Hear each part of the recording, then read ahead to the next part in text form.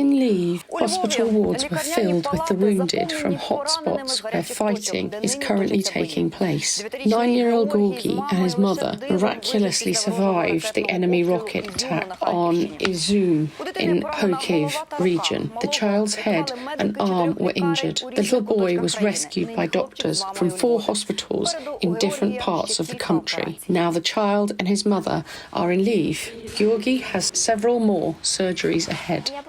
I didn't hear anything. I was just stunned. Then I remember how someone ran up to me.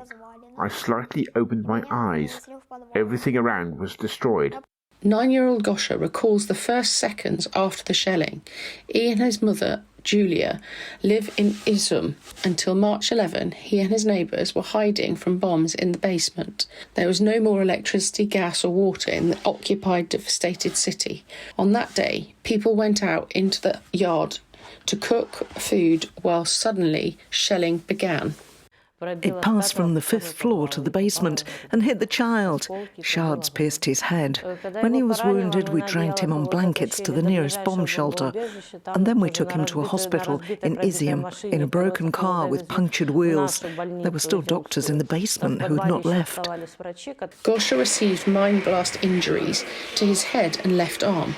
When the boy's condition stabilised, the military took him and his mother to Lviv. From there to Dnipro, where the boy underwent surgery. They performed surgery on the head. They put in a plate. He had a fracture of the frontal bones of the skull. Now the fragments have been removed from the hands. It's most likely that he just had a fracture from bricks, but the fragments hit his arm.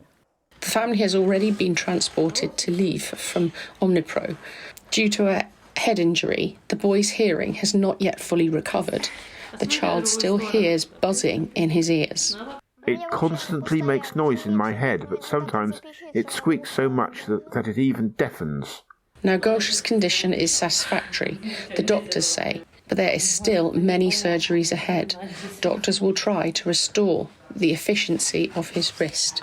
There are artillery shrapnel and metal fragments, but they do not threaten the work of the vascular nervous bundle in this area. There is a wound on the palmar surface with a large skin defect. Flexor tendons are visible at the bottom of the wound. In addition, there are some neurological symptoms that may indicate damage to some nerves. Gosha's 73-year-old grandmother, who also left Izium, has remained in Dnipro, in a refugee centre.